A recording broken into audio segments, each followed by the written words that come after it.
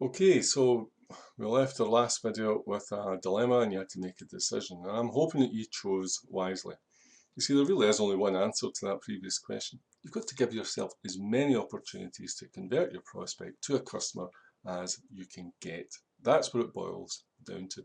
And those websites, those very small percentages, those very few websites who actually do that, well, they're the ones that ultimately make money. And the ones that don't, most of them never do. So here's the biggest secret in web design. And if you know this secret, you really can build a profitable site. And I do mean profitable either in direct money that it generates or that it supports your terrestrial business in a meaningful way. And if you ignore it, then it's just never going to work out. It's one of those core things. And the answer is to be able to answer this question, which is quite simply, what's the sole purpose of your website? Now, this is extremely controversial, and I can get an argument in any pub with any number of web designers around this issue, but this is what it kind of boils down to. And for me, I would have to say it's about building your email list. It's about building your prospect list. That's the primary purpose of your website. And if it doesn't do that, then it's pretty much wasting its time. So the key thing is then, how are you going to actually build your email list? How are you going to get people to give you their email address? Now, way back in the old days, when I first started this, which was 10, 15 years ago, you only needed to ask people, hey, give us your email. And they went, ah, sure. And they give you their email address. Nowadays, they trade that like a commodity. And therefore, they will part with it as easy as they will part with money, i.e., not easily at all. So the question you really need to ask yourself every day is essentially to be focused on that. This is where you want to get creative. You want to be able to think about, how am I going to get people to give me their email address? That's the question you want to preoccupy yourself with when you're thinking about your website. That's the heart of your website. So when you're really thinking about your website, I know you get distracted into the logo and the colors and the look and the navigation and 1,000 other things, and there's plenty of it to keep yourself amused.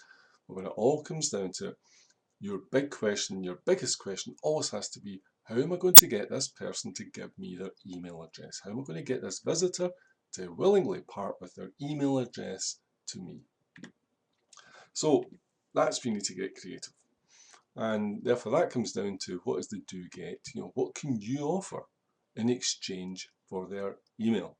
I say the old days you just needed to ask. These days you need to come up with something much more appealing, much more compelling, much more inviting for them. You have to be very considered about what they have to do and what they will get. Now, here's some ideas to inspire you, because I know this might be a little daunting and you're thinking, oh, there's nothing, I don't have anything, I can't think of anything. And most people start there. But let me give you some ideas, and I'm pretty sure once you've seen some of these ideas and how other people are doing it, and everybody does it in every kind of market niche, no matter what it is, somebody has found something, and I'm pretty sure you can too. So here's some ideas. And this is a sort of list of anything that makes the buyer's life easier or quicker right now. So put yourself in that buyer's shoes, in that visitor's shoes. So they've came to your website. What's in their head? What are their issues? Are they busy? Are they at work? Are they forced to go and do this? Is this a project? Has somebody asked them to go and get this information? For instance, on one of my sites recently, I had to go and add a fact sheet, which kind of avoided them having to go through a big lengthy process, although I want them to go through a lengthy process. But what I realised is that many of the people who were getting in contact with us were simply looking, they were being commissioned by someone to say, hey, go and investigate top 5 people that do this, get some of them together so we can make a decision. Well, I had to give them something, because if I gave them nothing, then I wasn't even on the table, I wasn't even on the list. So I added a wee fact sheet, and that was something in addition to the free account and everything else that I gave them. But the fact sheet was for those people who had basically been sent by their boss to go and find details about what we do from a bunch of suppliers, and that's essentially what we did. So the fact sheet made their life easier, that individual's life easier, and made it quicker. So that comes down to things like free information. What information can you give them that's free, that might be useful to them? Now, it can be absolutely direct about you and your business, or probably more palatable is something a little broader, a little more general. So have a think about what does that person, what information would be right useful to them right now that they would go, oh, that's brilliant, that's just saved me a ton of work, thanks very much. Okay, so think about that. Another big area is free training. So lots of people will happily participate in some sort of training. Some of the products that I deal in are a little complex, they're quite involved, and rarely would anybody buy until they know something about it. So I have to educate my customers, and the best way to do that is through some free training. So I offer quite a lot of free training, and by the time they've done the free training, they know exactly why they should be buying my products. So you've got an opportunity there as well, and it's a thin line between making it too salesy and not salesy enough, but you have to give something. Training's a great one. Checklists are really good. If you give them, here's 5 things that you need to do in order to do this properly, whatever it is you do, give them a short checklist, 1 sheet of paper, dead easy, nothing much to it, it'll take you 5 minutes to write. But it could be a real godsend to them. It could be something they go, wow, that's really just made my life easier. That's saved me a bit of time. That's really helpful. Make it something that at least they're curious to see is maybe all you need.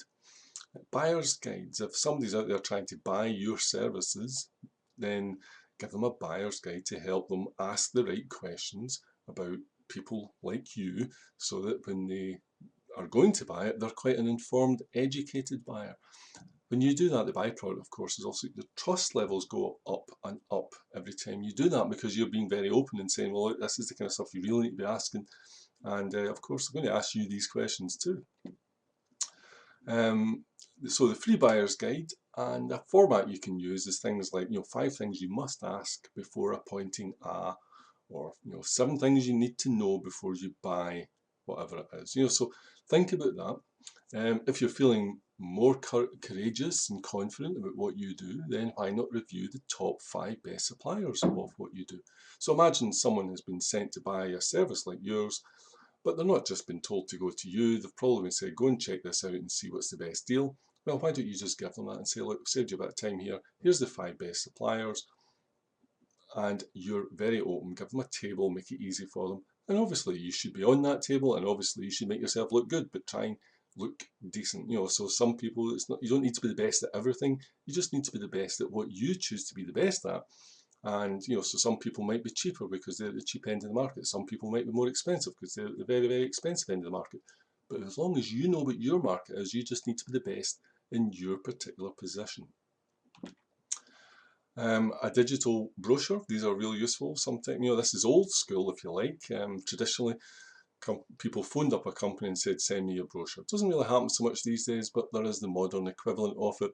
And sending a digital brochure is one simple call to action. Is it compelling enough? Does it actually address some real issues that they have? Maybe, maybe not. My fact sheet, for instance, actually did. And that was really just a digital brochure because that's what they wanted. Price lists. I would urge against putting prices on your website, but absolutely say, hey, just send us your email and we'll send you the latest up-to-date price list so that we know that you've got the up-to-date information, so people will go, yeah, that's reasonable, happy to do that. So that might be all you need to do. Discount voucher, say, hey, I know you can get this here, but if you send me an email, I've got a voucher this week, I can send you a voucher and you get a bit of discount. It's another great way of just compelling. You have to give something compelling that they go, oh yeah, that's fine. Here's my email, no problem. Other things you can do is give them some sort of more buyer coaching, buyer's guidance. So things like, how to get executive service for a standard price. Well, everybody likes to go for first class. If you get a chance to, if I've had a wee thing and it showed you, look, I can show you how you can always fly first class and only pay your normal rate. Well, would you be interested? Of course you would. Anybody who flies would be interested in that because we all like to get something a little more for the same money. Early notification of discounts and promotional offers. Again, it depends on how time sensitive your thing is, but if you're reasonably compelling and you say, hey, if you sign here, you'll get the early notifications and the first offer as soon as the price drops and as soon as something happens, make sure you're in the know. Again, it's a great way of doing things.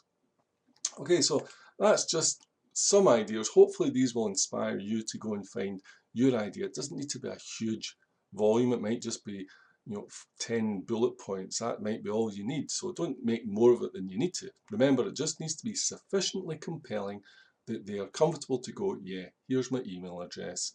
that's sufficiently compelling to let me do that. And you managed to come up with that, job done. Come up with this free offer, this enticing, compelling free offer to get an email address is the most important aspect of your entire online strategy. This is more important than anything else that you will do with your website. And if you get good at this, then you'll do really, really well. If you're rubbish at this, then your website's going to be really struggling. It's that big, it's that significant. So take plenty of time over it. This is the stuff you want to take time over. Don't waste all those days and weeks in design and colours and logos, because at the end of the day, most of that matters hardly a hoot. What does matter is this compelling free offer. That really makes a difference. So give it a go, see how you go on.